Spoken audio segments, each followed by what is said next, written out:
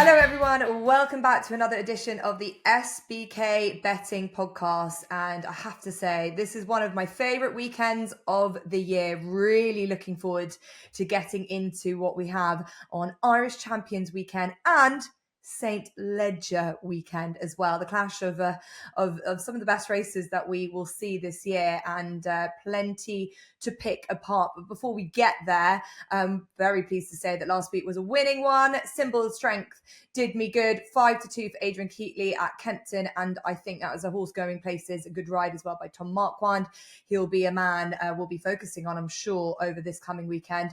And then Ross Miller has picked up Epic Poet, who won at 11-2 in the end. A good price for a horse who finally gets his day in the sunshine in the UK. So good weekend indeed, but we need a lot better. We want more winners this weekend. But before we start, it's been a busy week, sort of news-wise, and various elements of retirements and discussion points. And I think the biggest news has been the fact that Sir Michael Stoute on Tuesday announced that he will be retiring from training at the end of this season. A legendary racehorse trainer, a legendary racing man. His career spans back 40 odd years. He's had over 4,000 winners, and on top of that, he just is a very likable man and a decent person that plenty of people have so much to say about. And I think, TC, I'll bring you in. I know from my perspective, I think it was Chris Kinn. It was one of my earliest Derby memories of him, and he has done so much for the sport and in so many decades going back. And he's still going to end, it seems, in a very good, rich vein of form with very much the same owners that he's had going back all those years. It was a testament to him how much he's achieved and bowing out on his own terms as well. Yeah, exactly. When a person in the sport retires, it's so easy just to dish them out with praise. I think that's what people do generally across all sports, but sometimes not necessarily when needed or applicable. But in this case, with Sir Michael Stoute, he truly is a legend of horse racing. You know, he's been around for 40 years, as you say, training at the top level. He's done so well for virtually all of the big owners that have ever come into the sport over here. You know, he's had so many good horses. Each one, he seems to have trained to perfection as well. And he's not like one of these up and coming young trainers who now goes a little bit differently with their training plans and their programs. He's always stuck to a script, improving horses as they get older and older, getting up in trip. And he's done it to a brilliant effect. And it's kind of like the original way of training horses. As I was getting into horse racing, which, to be fair, it wasn't that long ago. Obviously, I'm still relatively young. But in the early 2000s, around 2000 to 2002, I'd say, is where I properly got into it as a child.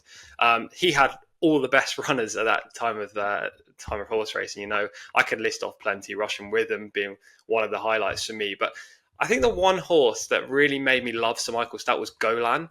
Now, I don't think Golan will be at the top of anyone else's list. Maybe he will. But he wasn't the most prolific of horses, but he was gutsy, resilient, courageous, and he improved with age. And it was very much like a typical Sir Michael Stoute horse. And I think Sir Michael trained him fantastically well. Couple that with the fact he always got a fierce ride from Kieran Fallon on board. And he ran in the Japan Cup, which was won by my favourite horse, Falbrav, one of my favourite races of all time. So I think Golan is the horse that will always stick with me, but it's very hard to create just a short list of one or two of Sir Michael's best because he's just had so many. He's been true class and a legend of the sport. Yeah, really well said. And look, I couldn't agree more. And I think one of the elements that got me really into racing, used to love Kieran Fallon, watching his riding style, and his relationship with Kieran Fallon, and obviously more recently Ryan Moore, is something that you really enjoy observing from afar, especially from in our role as part of the racing media. So I hope he enjoys a very long and happy retirement, and I hope that maybe there will be a couple of horses that we can cheer on for him, including the likes of Formal, who I saw at Leicester on Tuesday, the daughter of Voracious, who looks to be very smart indeed. Wonder where they're all going to go, these very nice horses of Sir Michael Stoute's, but that's for next season for us to look ahead to. But thank you to TC to give your thoughts on Sir Michael Stoute and what's been, a busy week, and the fact that we've had not just news from trainers and horses and what's happening this weekend, but it's also been National Racehorse Week this week, and I think it's probably come at quite an apt time. We live in a time now where racing is constantly looked through a lens where we have to be protecting our sport. We have to be doing the utmost we can to make sure that we are showing off how much we care, we love, we respect our horses. And National Racehorse Week in the UK has been widely attended. It's been great to see a lot of trainers opening up their doors. I know that Jamie, my other half, opened up his doors and he had hundreds of people coming to his yard off their own back, people wanting to see racehorses and wanting to see what works. And I think, Ross, as I said, comes at a time where we will be, and we ultimately have to be accountable all the time to how we look after our horses. And there's no other day when racehorse trainers are going to find themselves making certain that they are living up to the highest of standards. And National Racehorse Week has served a really good purpose. And I think it's important that we encourage those who like racing, who listen to us and listen to our tips, not only just to follow racing from afar, but also really get involved and visit these yards when they can. Yeah, absolutely. I mean, it's for those that enjoy racing, and it was brilliant to see, double-decker buses taking people to the tops of the gallops to watch these horses work, to watch them school. I saw yards that had physios in explaining about the care these horses get, because I really hate this line that's thrown out, oh, they're looked after like royalty. No, they're not, because we don't ask the royals to go and run over 3 miles over fences. No, they're looked after like athletes, and they are respected is the thing we need to get across. And the majority of people do. But we are living in a backdrop where, unfortunately, through lack of ability to read the room or for lack of respect, there has been instances where we've looked like we don't respect our horses throughout the longevity of their career. So yes, it's important that you get people that enjoy racing there. But the thing I most loved, and it was actually on Robbie Llewellyn's on Instagram and his Twitter, there was a picture of a girl just with her head against the horse's nose. And I know what it's like to have a horse breathe down your neck. I can remember it as a kid. So it's getting people that like racing involved, but it's also getting people that don't see horses close to horses and just how majestic and brilliant and kind most of them are for a horse of that size. For me, it was horses that hooked me into racing. And I know for some it's the betting and the mathematical side of it, but for me it was the horse and just how brilliant is it an animal. And it's really important because we are under threat, and that's horse sport across the globe. People don't interact with horses.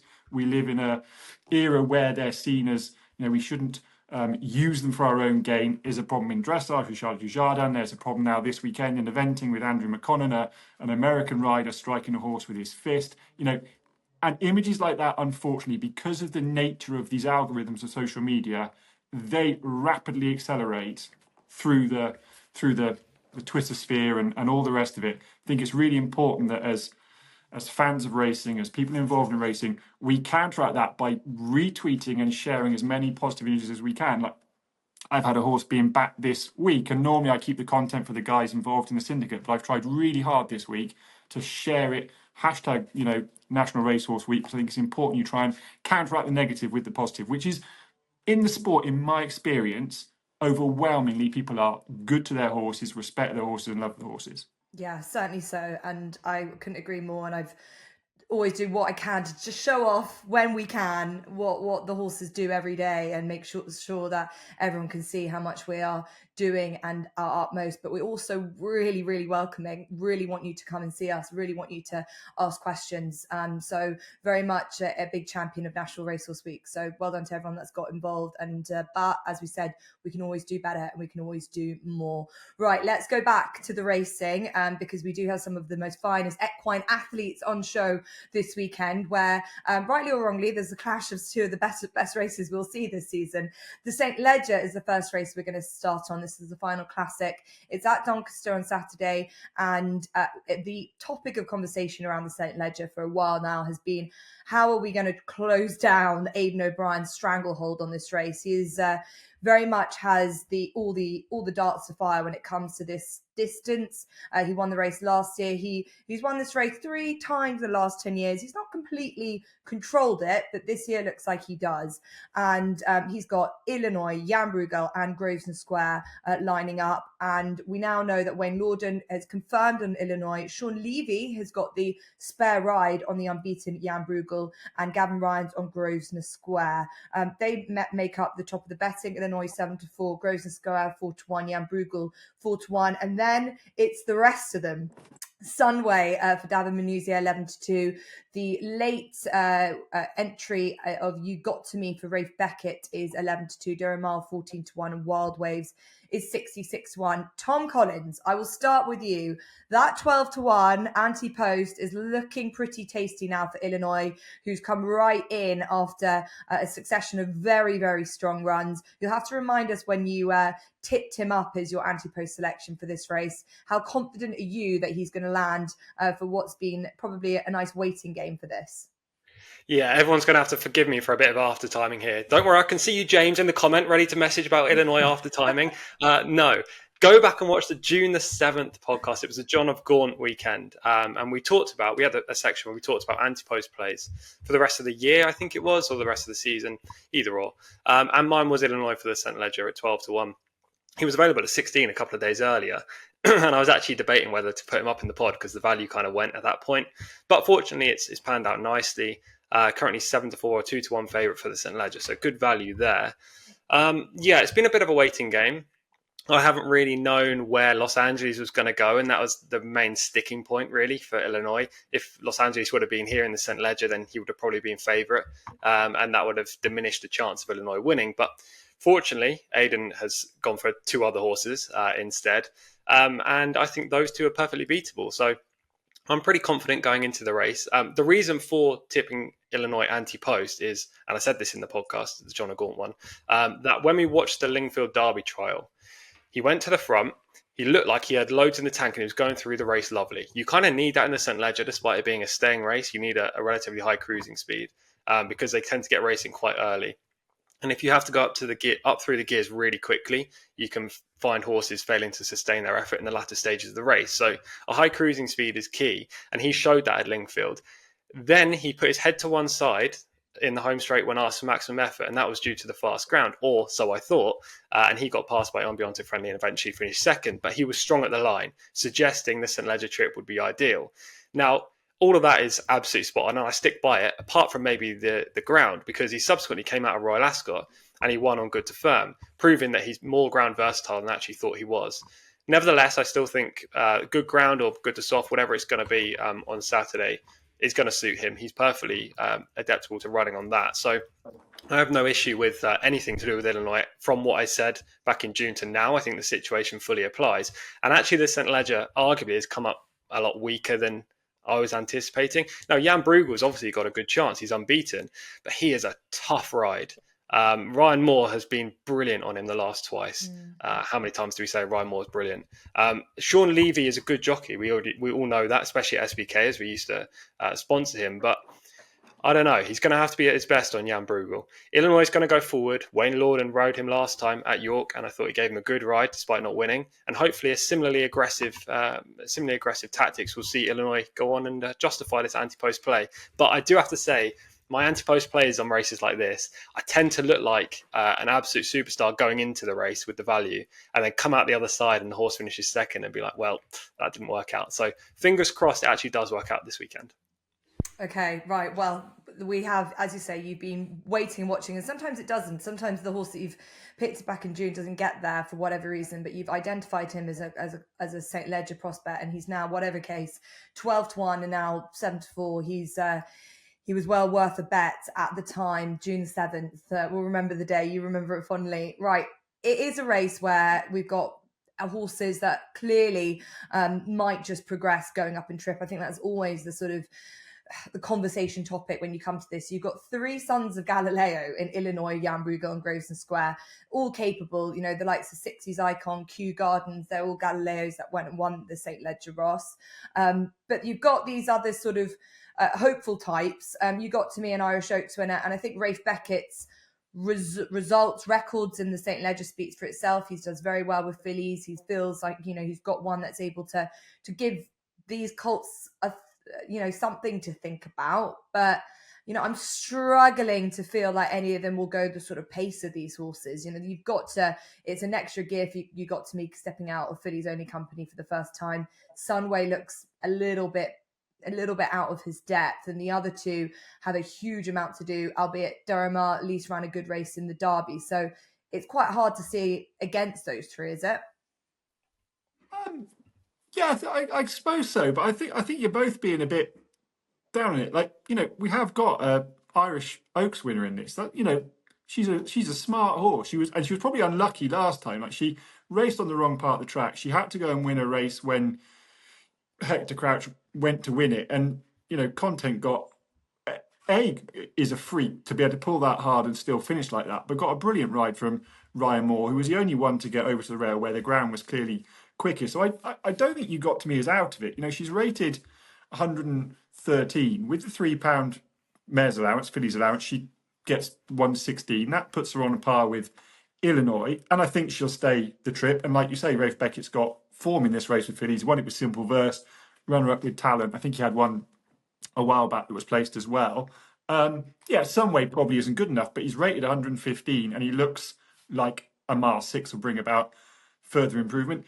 Diramar was fourth in the Derby, came from a long way back, didn't handle the track, rolled in down the camber all the way up the home straight, finished fourth, a length and a half behind Los Angeles. That form you could argue ties in with Illinois, but he was disappointing at Windsor last time. You have to concede that. I think Illinois is definitely the right favourite, and he's the obvious one, and TC's got the value. But I don't think 7-4 offers much value. You can pick holes in the form of the Queen's. Vars, the runner-up hasn't run since. Birdman was 8th on his next start, and Maidan, who was 4th, has been last on every run since, including when behind Jan Brugal, who I really liked at Goodwood. I take on board what TC said, but it was a strange old race, and that Tom Marquand did that thing that he's very good at, is pinching a lead and setting quite strong fractions. And Ryan Moore was clearly aware that it was Tom Marquand in front of him and not someone that couldn't judge pace. So he had to try and keep tabs on Maidan. He had to close Maidan down early in the straight because he clearly didn't want to turn it into a dash, and then had to repel the closers, which was Bellum Justin, who's gone on to absolutely bolt up in a Group 3 in Kentucky. It was only his third start, and he was green. I didn't like how he got sweaty at the start. That is a negative. And you can look at it one of two ways, can't you? It's either it's his third start, so he's got stacks more progression in him than some of the others, or it was only his third start. This will be his fourth start. He probably lacks a little bit of experience. But I do think the fact that Ryan Moore really had to get him from a long way out will stand him in good stead here. I think he'll find travelling at a mile 6 pace just a little bit more comfortable. It's not a race I'm massively keen to have a bet in, because I wouldn't dismiss, you got to me, Sunway and Diramar completely out of hand. But at 4-1, I thought he was a little bit of value. I like Sean Levy. I think he's a good substitute jockey. And I think, unlike you can occasionally get, for example, Illinois finishing behind Los Angeles, I don't think I'd be the only one to think that actually under a more vigorous ride, Illinois might got in front of Los Angeles. That won't happen with Sean Levy on, because he's not going to be tied down that Wayne Lorden is number one. That's just not going to happen. So I thought 4-1 was about a bit of value. That's probably where I'll go. My only thinking, I think that 3 top of the market, the best horse in the race, but my only thinking with it is that the 3 of them are normally very aggressively ridden, aren't they? And You Got To Me looks like a horse that needs to be ridden aggressively as well. The only horse that sort of might be suited by that, especially if they go a little bit too much in front and you don't have a Ryan Moore who can time it to perfection, is that Sunway, at least we know that he will be picking up pieces late on, potentially. I think if I was going to have a slight bet, Christos Sumion in here might just sort of be watching what if they all try and take themselves on out there. But looking at their running styles, there's none of them are just going to try and sit that handy. I just wonder how the tactics will play out, because they all seem to want it the same way there. Okay, Jan Bruegel for Ross and a long-time anti-post bet for TC on Illinois in the St. Ledger. So good luck however way you play it. It's I think just going to be quite interesting tactically, which could be said the same for the Irish Champion Stakes, which comes up just a little bit before the St. Ledger. That's at 3:25 at Leopardstown. And we have got a good field for this. We've got Economics, who steps into Group 1 company for the first time. I'm hoping to give a UK-based trainer a win for this for the first time since Roaring Lion, and John Gosden back in, I think it must have been 2018 or such. Yes, 2018. We've got Auguste Rodin, last year's winner at Los Angeles, who's the up-and-coming 3-year-old. Go try to stay the same thing. Luxembourg, who won this race a couple of years ago. We've got Japanese interest with Shin Emperor, Royal Rhyme, and Hans Andersen make up the field. Economics is 11-10. Auguste Rodin 3-1, 11-2 Los Angeles. And big prices for the rest of them, including Ghostwriter, who's seemingly always quite overlooked in races like this. Okay, I'll start with TC first. Economics, he seems a short price for a horse who's never tried Group 1 company, although we're going on potential here, really, based on what we've seen so far, and a very softly approach by William Haggis. But my question was, it might not just be about, necessarily the best horse in the race, but the horse that can be given, as we've seen before in this race, the best ride. And I have seen it so many times before at Leopardstown. Sometimes knowing how to ride that race course can really help. I think we saw it last year. Some jockeys got it wrong. And Ryan Moore and Auguste Rodin might just have his best race setup again. And we might just have to forgive him for a bit of a flop last time. What do you think of that? You're a very forgiving person. I thought you were as well. I am. I agree with all of that apart from maybe Auguste Rodin. I very much agree that you have to give a horse a good ride around Leopardstown, especially in a race like this where Aidan O'Brien's got a pacemaker in there in Hans Andersen. By the way, what a luxury to have a 450 grand guineas purchase being a pacemaker, as well as other horses like Los Angeles who want to go forward. They'll probably be the first two in the early stages, I imagine. And then if you get too far back in the race, we've seen off that home turn, they kick, and it's very hard to make up ground. So I definitely agree with race positioning being super important. And Tom Marquand on Economics is going to have to be spot on. Auguste Rodin, I just don't know, to be honest. I don't trust him. And when I don't trust a horse, I can't bet them. And it's not because he's thrown in one clunker. He's so inconsistent. He's very good or he's pretty rubbish. And I don't like that. If they produce one bad run, then that's fine. I can overlook it. Two at a push if there's an excuse. But with him, there just hasn't seemed to be like valid excuses. They're just excuses pulled out of random places to make him look a little bit better. And I don't like that. In short, Aidan O'Brien has won the last 5 editions of the race, and I think he's going to do it again. Auguste Rodin isn't for me. So I'm going to be with Los Angeles, and I actually think the price is very fair. I was quite surprised to see him at around 7-1, 13-2, I think, or 11-2 with one firm. I think that's very fair for a horse who's definitely up and coming and doesn't actually have much to find on official figures. He didn't overly impress earlier in the year, but recently I think he's been pretty game and gutsy in the finish, especially when he beat Illinois last time. And as I love Illinois, then I've got to kind of boost that form up a touch. Yes, maybe Illinois should have won under a more aggressive ride, but Los Angeles was pretty good anyway. I just don't see what he's done wrong. So why is he such a big price? You can even play him each way, and he's going to be ridden right on the shoulder, I imagine, of Hans Andersen, or very close to anyway. So he's going to have first crack at winning. And given he's an out-and-out stayer, I don't really see him crumbling. So he should finish in the top 3. So if you do like those dirty kind of each-way bets, then he's the prime candidate for it. If you look at the other horses in here, Auguste Rodin, yes, very good horse, but as I say, don't trust him. And actually that victory in the race last year, I thought he probably should have been a little bit more impressive, given he was very well positioned. He only managed to beat Luxembourg by a length or so. And Luxembourg's a great horse and he's very consistent, but he's not a superstar. And then when it comes to Economics, look, he's got the same upside as Los Angeles. Basically, they've got very similar profiles. Why is one of them 11-10 and the other one 7-1? And exactly what you said, hype. That is the only reason. And Economics could easily go and win. I'm a big fan of the horse. I'm sure many people are. He could be a future superstar. But at the same time, as a punter, you cannot bet purely on potential in a race where there's other horses that have similar potential at much bigger prices.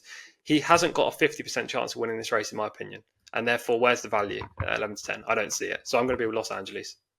Okay, I think a very comprehensive case there for a horse that's got. I agree with you. He's absolutely stunning. He's one of my favourite horses to look at physically. He's got so much going for him. I just got the sense when, Aidan O'Brien speaking at the press day that they were very happy to sort of use this as a stepping stone for the Arc, and that, they wouldn't be too afraid if he was to get beaten. They sort of played down his chances a little bit. And I don't know whether, this is kind of maybe reading too far into it. They sort of need Auguste Rodin to win this for his profile, whereas Los Angeles could go on and potentially win the Arc. He might find a lot of very strong competition, but they might really throw him as their prime Arc contender, whereas Auguste Rodin is their prime Arc contender, considering Ryan Moore's on board for whatever reason. Dylan Brown McMonagle's picked up the ride on Los Angeles incidentally.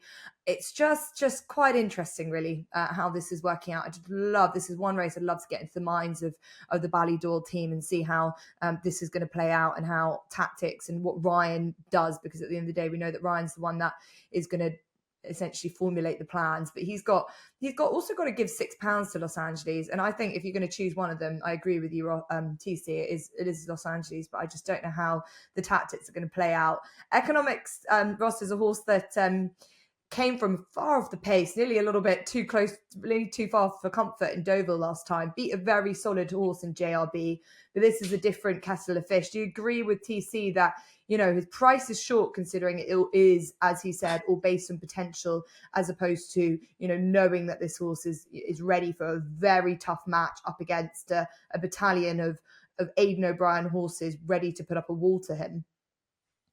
Yeah, I agree with a lot of what TC said, of course. He is short enough, because not only has Tom Mocon got to beat Auguste Rodin and Ryan Moore, he's got to beat three others as well, who are going to gang up on him. Let's make no bones about it. And why shouldn't they? If they've got the horses to run the race, run them.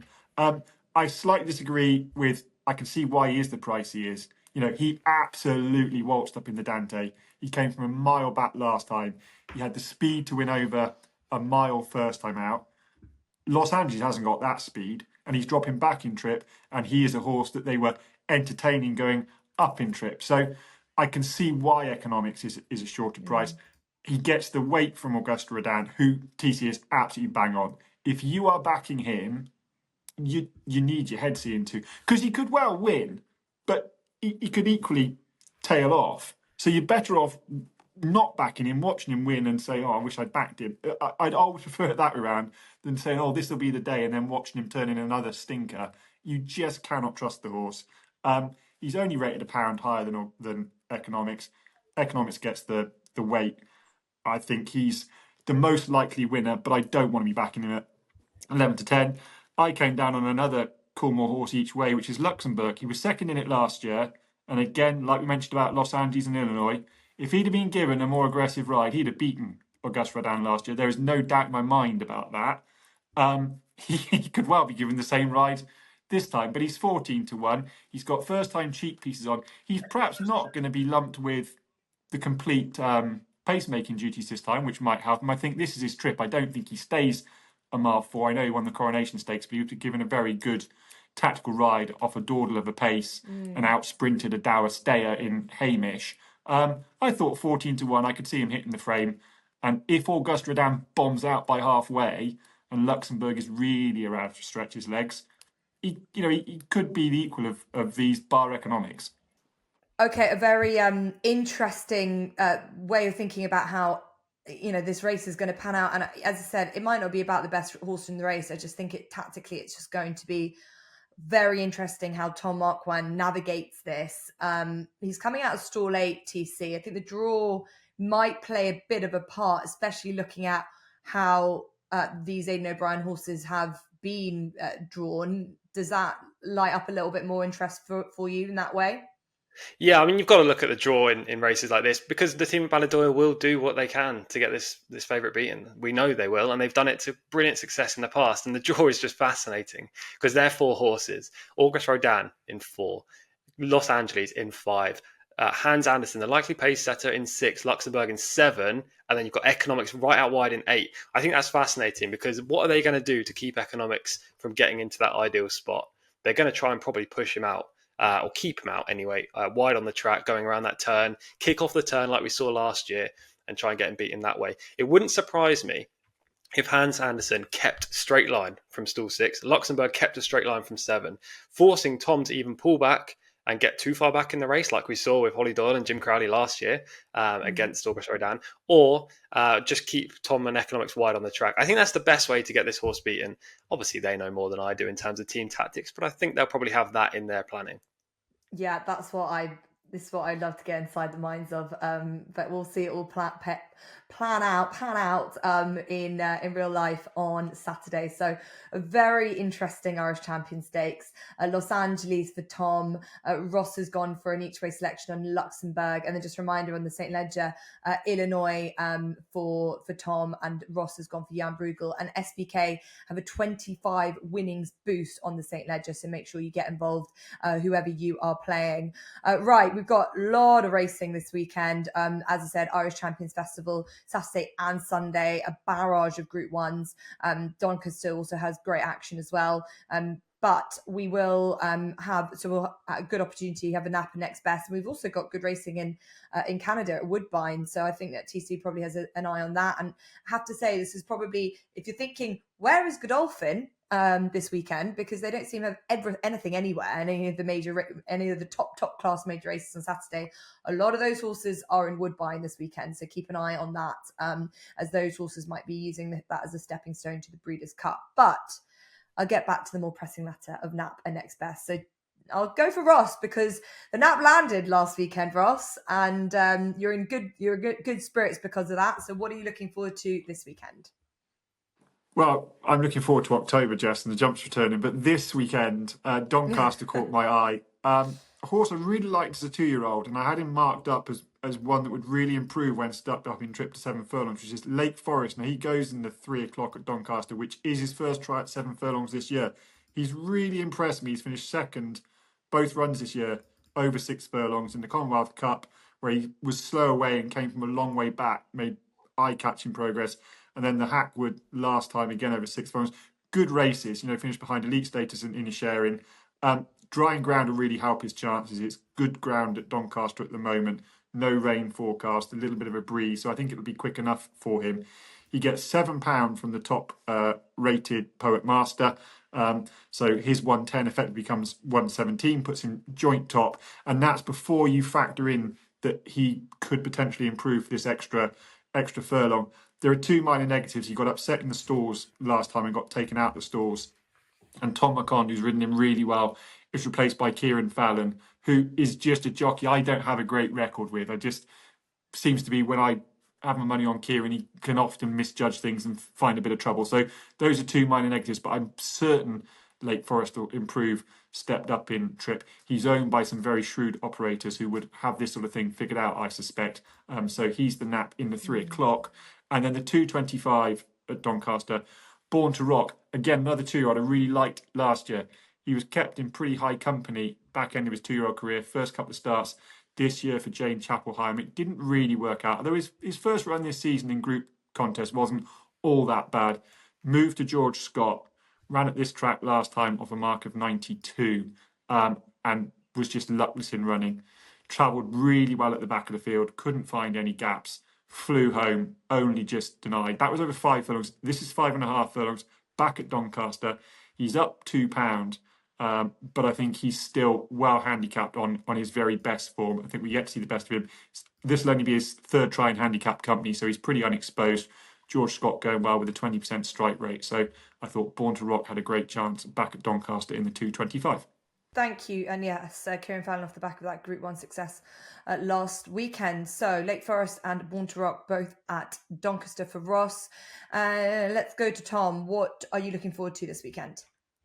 Obviously, all the racing, North America and over on these shores and in Ireland, of course. I've not gone for the featured races. I'm just going for a couple of lower events at Chester, which is surprising, but I do like Chester on heavy ground. I think you can find track specialists, you can find ground specialists there, and it becomes a lot easier to find winners, fingers crossed. My nap is going to be a horse called Stress Free, who runs in the 405 at Chester on Saturday. Hopefully it'll be a stress-free watch, but this horse doesn't really do that. He was super unlucky when he was third at York back in July. Should have won that race, and he probably should have won the race prior at Doncaster as well, where he was stuffed for room, eventually finishing second, but he didn't have anywhere to run 2 furlongs from home. He disappointed as favourite last time. He was sent off 11-8 and he only finished third. So maybe punters will look elsewhere this week, thinking that this is a horse who's a bit of a cliff horse and one to lose money on. But I actually think there was a clear excuse last time, and that is he wants testing ground. It was good to firm in places that day. He just didn't really handle it.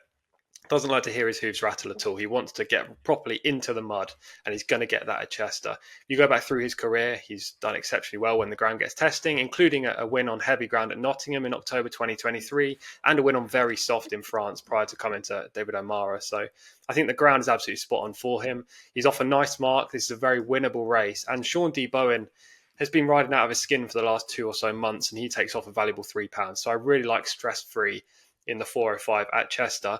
My next best is also at Chester in the 135.